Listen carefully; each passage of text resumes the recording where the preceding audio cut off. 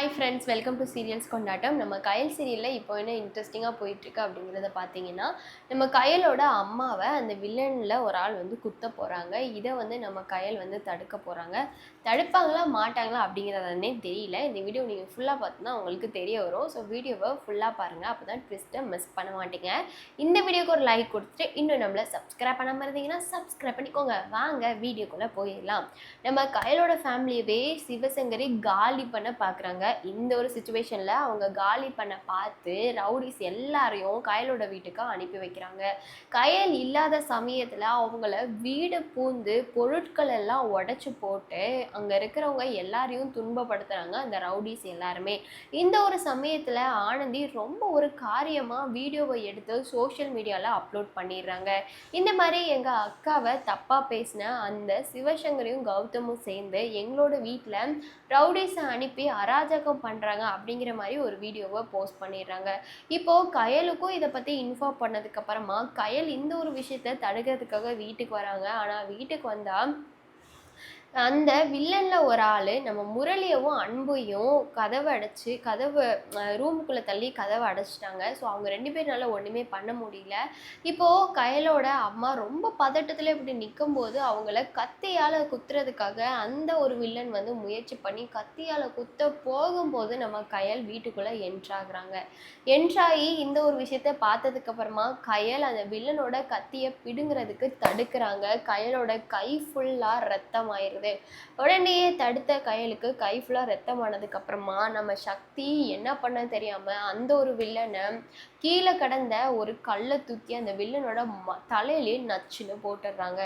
இப்போ அந்த வில்லன் அடித்ததும் சுருண்டு போய் அந்த இடத்துலையே படுத்து மர்கை ஆகலை, பட் படுத்துடுறாங்க மயக்கத்தில்.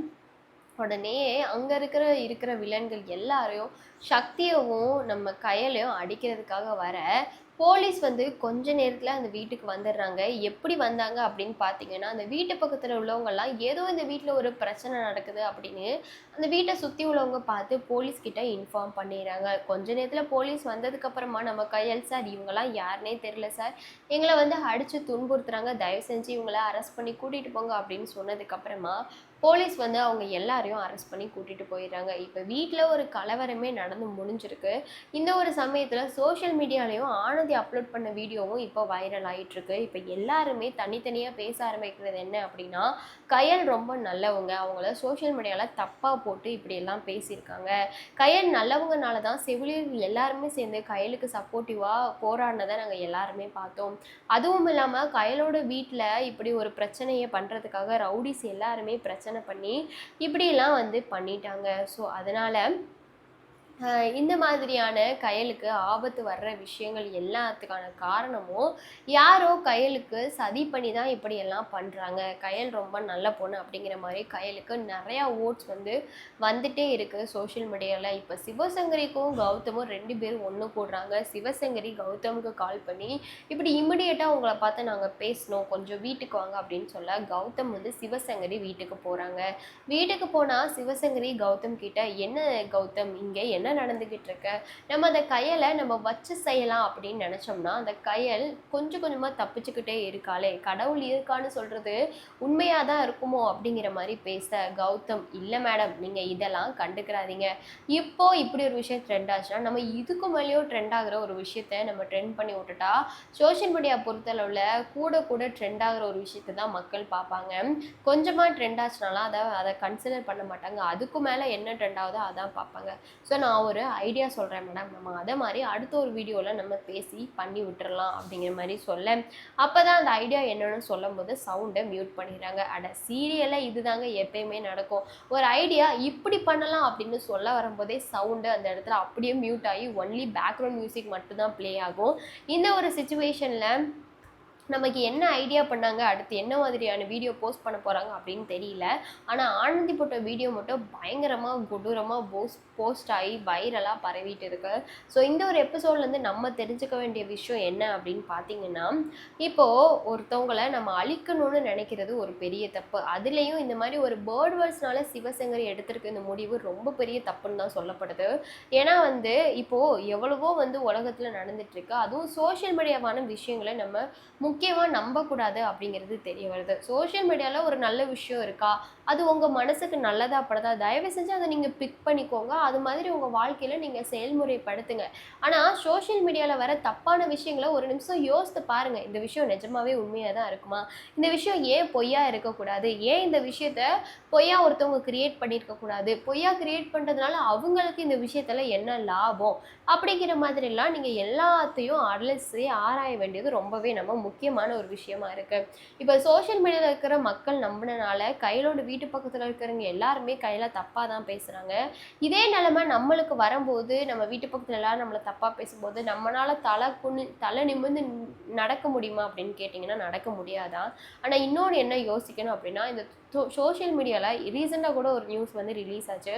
ஒரு பொண்ணு வந்து ஒரு பையன்கிட்ட ரொம்ப ரீல்ஸ் வந்து ட்ரெண்ட் ஆகணும் அப்படிங்கிறதுனால சும்மா நின்றுட்டு இருந்த ட்ரெயினில் இருந்த பையனை கூப்பிட்டு இவன் என்கிட்ட தப்பாக நடந்துக்க பார்க்குறான் அப்படி இப்படின்னு வீடியோ போஸ்ட் பண்ணி அந்த பொண்ணை லாஸ்ட்டில் அரெஸ்ட் பண்ணிகிட்டே போயிட்டாங்க. அந்த பையனும் பார்த்தீங்கன்னா இறந்தே போயிட்டாங்க தூக்கு போட்டு.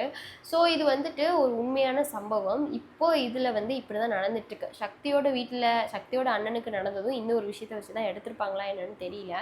ஸோ பொண்ணாக இருந்தாலும் சரி, பையனாக இருந்தாலும் சரி, ஆணும் பெண்ணும் சமம்னா சோஷியல் மீடியாவில் தப்பான ஒரு வதந்தியை பரப்பக்கூடாது. அது பரப்புறதுனால இந்த உலகத்துக்கு என்ன ஒரு ஆபத்து அப்படிங்கிறத அனலைஸ் பண்ணணும்.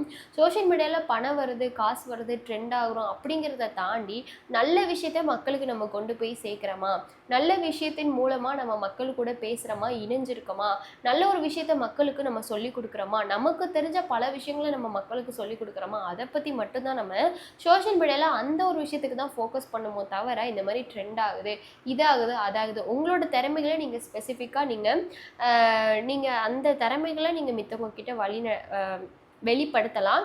அவங்க அவங்களுக்கு சப்போர்ட் பண்ணலாம். சில பேர் அந்த திறமைகள் இப்போ ஃபார் எக்ஸாம்பிள் இப்போ ரீல்ஸ் போடுறோம் அப்படின்னா, இப்போ நானே ரீல்ஸ் போடுவேன். இப்போ நான் ரீல்ஸ் போடுறேன்னா எனக்கு தெரியும் என்னோட லிமிட் என்ன, நான் எப்படி ரீல்ஸ் போடணும் அப்படிங்கிறது தெரியும். இப்போ நான் ரீல்ஸ் போடுறேன் அப்படின்னா சில பேர் இதை எப்படி பார்ப்பாங்க அப்படின்னா, அந்த பொண்ணு நல்லா திறமையாக இருக்கா, அந்த பொண்ணோட எக்ஸ்ப்ரெஷன்லாம் நல்லா இருக்கா அப்படிங்கிற ஒரு கண்ணோட்டத்தில் சில பேர் பார்ப்பாங்க.